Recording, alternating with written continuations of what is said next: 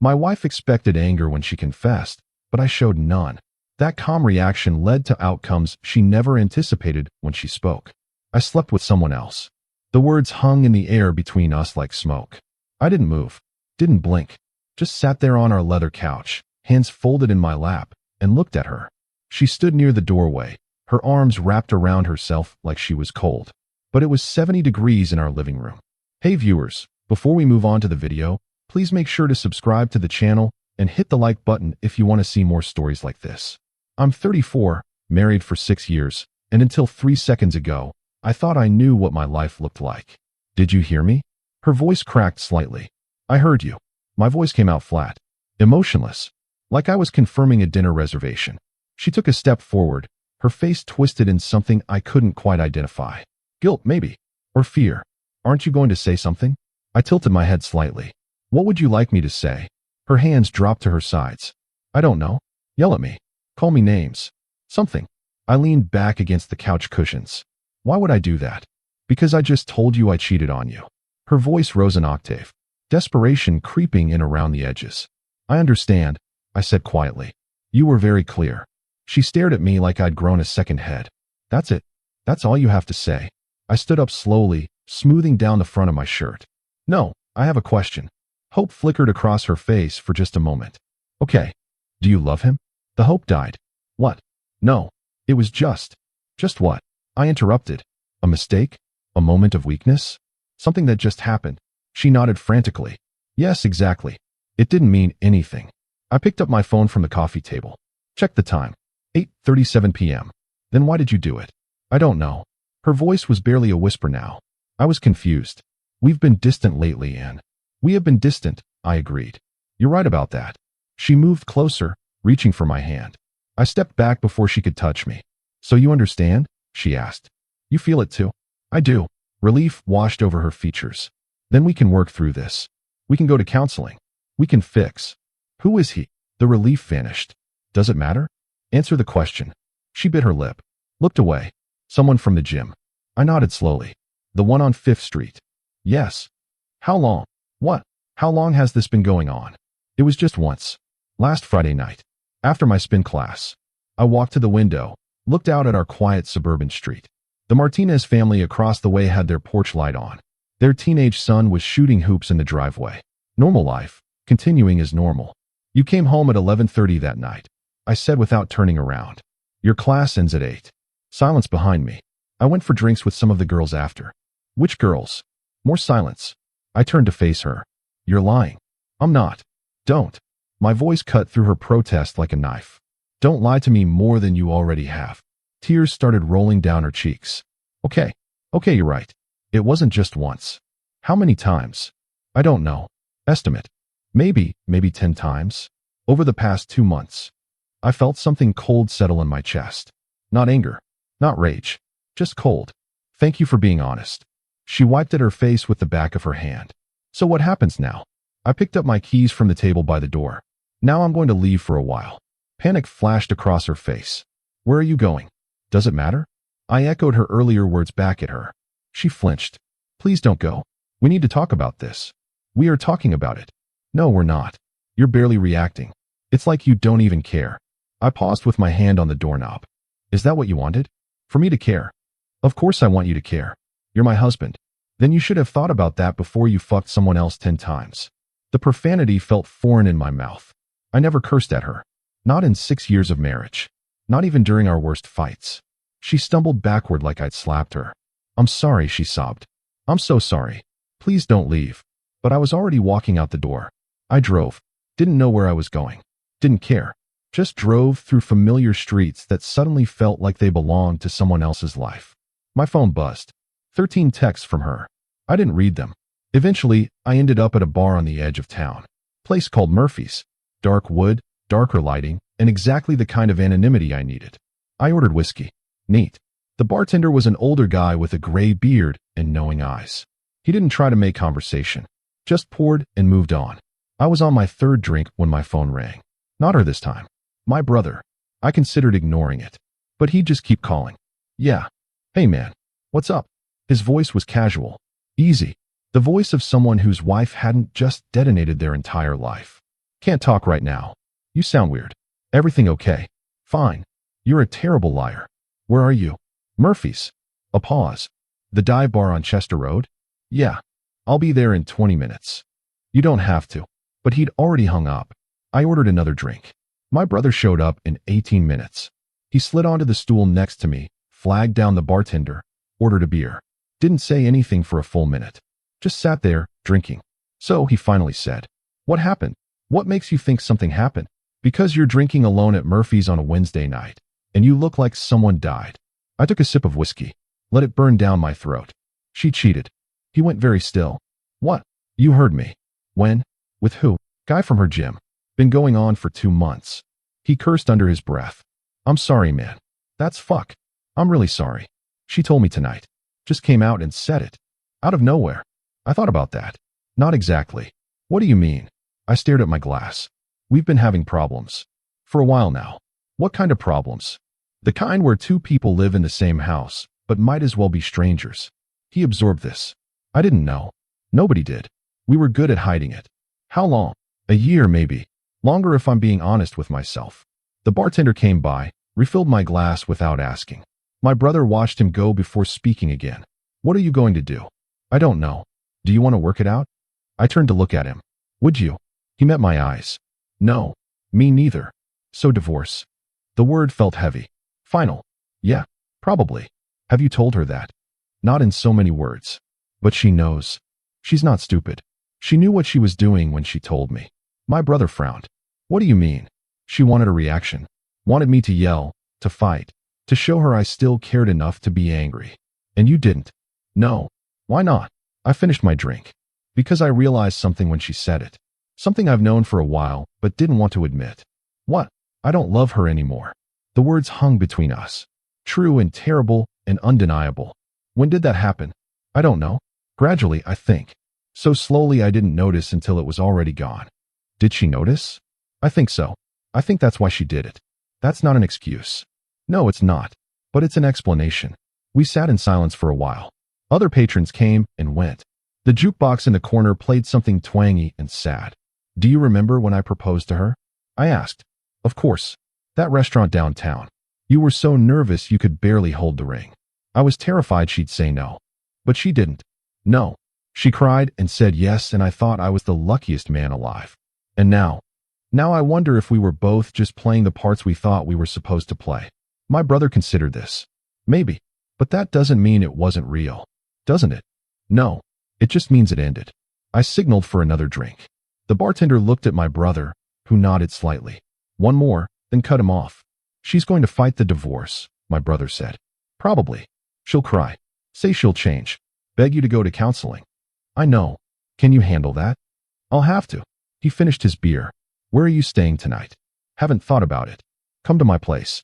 Guest room's made up. What about Nicole? His wife. She'll understand. And she makes killer pancakes for breakfast. Despite everything, I almost smiled. Okay. We left Murphy's around midnight. I followed his car to his house across town. Smaller than mine. Older. But it felt warm when I walked in. Lived in. Loved. Nicole met us at the door in her robe. Took one look at my face and pulled me into a hug. Didn't ask questions. Just held on for a moment. Then pointed me toward the guest room. Towels are in the closet. Help yourself to anything in the kitchen. Thanks. She squeezed my shoulder. It's going to be okay. Maybe not right away. But eventually. I wanted to believe her. The guest room was small but comfortable. Navy blue walls. Queen bed.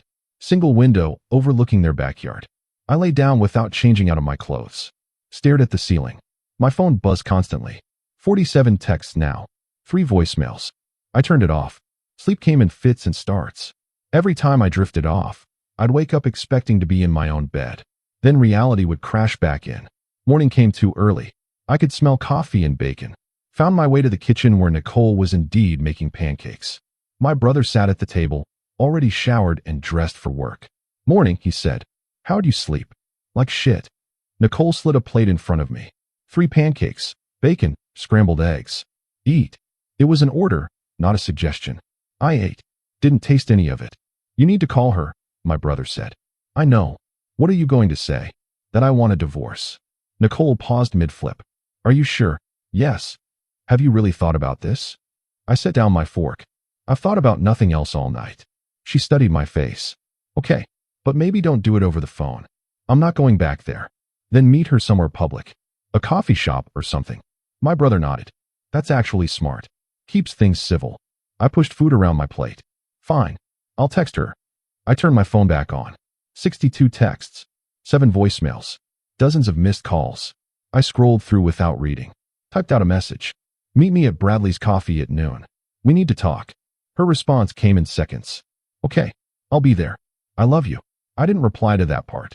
Just pocketed my phone and finished my breakfast. Bradley's Coffee was a chain place near the highway. Neutral territory.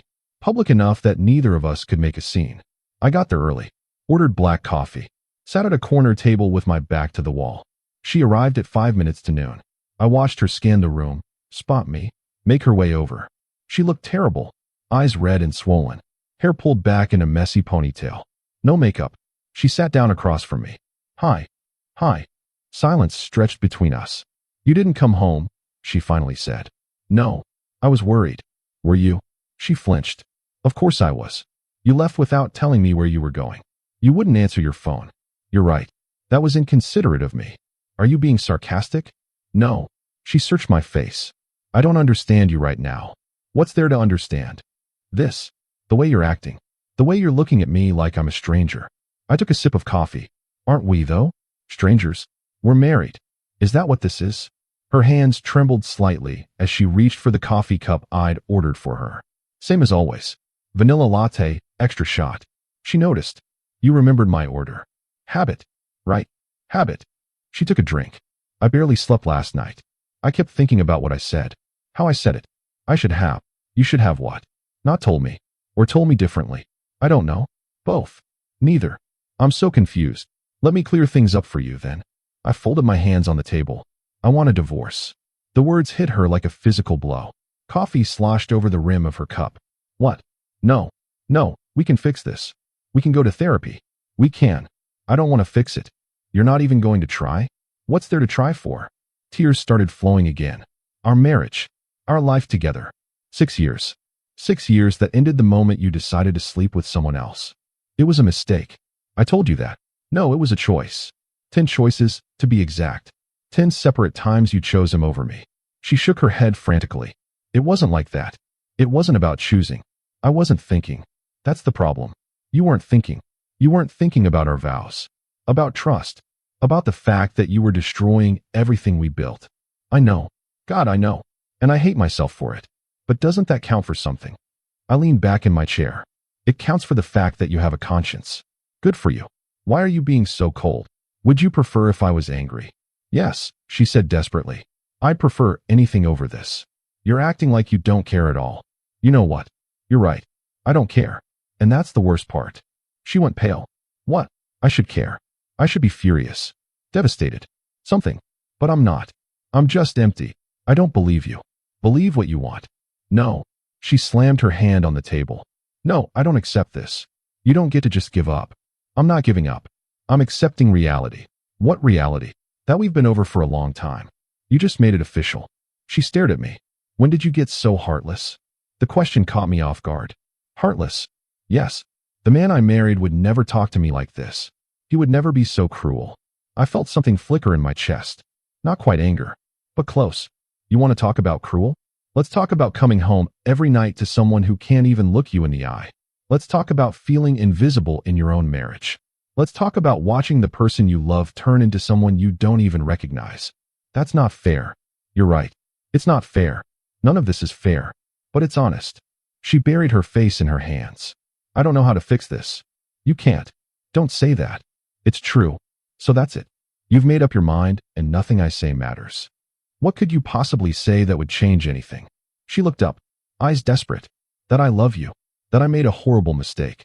That I'll spend the rest of my life making it up to you if you'll just give me a chance. Do you love me? The question hung there. She opened her mouth, closed it, opened it again. Ah, yes. Yes, I love you. You hesitated. Because you scared me. The way you asked. Or because you're not sure. She wiped at her face. I'm sure. I love you. I've always loved you. I pulled out my phone. When did you realize we were having problems? What? Our marriage. When did you first think something was wrong? She seemed thrown by the question. I don't know. Maybe 8 months ago. Try 18 months. Her eyes widened. What? 18 months ago? That's when I first brought it up. Do you remember? She was quiet. We were in bed. You were scrolling through your phone. I asked if we could talk about how disconnected we felt. You said you were tired and we'd talk tomorrow. I don't remember that. We never talked tomorrow. Or the day after. Or ever. Why didn't you bring it up again? I did. 3 more times over the next 6 months. You always had a reason why it wasn't a good time. She looked stricken. I didn't realize. That's the problem. You didn't realize. You didn't notice when I stopped trying. Stopped reaching for your hand. Stopped kissing you goodbye in the mornings. You stopped doing those things. 5 months ago. Understanding dawned on her face. And I never noticed. No. Oh God. She put her head in her hands again. So you see, I said quietly. This didn't start with you cheating. That was just the final crack in something that's been breaking for a long time. But we can still fix it. We know what the problem is now. Do we? Because I think the problem is that we're 2 people who stopped fighting for each other a long time ago. I'll fight now. I'll fight for us. It's too late. Don't say that. It is. And somewhere deep down, you know it too. She was crying openly now. Other customers were starting to glance our way. I need you to do something for me, I said. She looked up. Anything. I need you to be honest. Really honest. Do you want to save our marriage because you love me? Or because you're scared of being alone? The question settled between us like a stone in water. She didn't answer immediately. That told me everything. Both, she finally whispered. Maybe both. At least that's honest. What about you? Do you love me at all anymore? I thought about lying. Would have been kinder. But she deserved the truth. No, I don't think I do. She made it sound like I'd punched her. How long have you felt that way?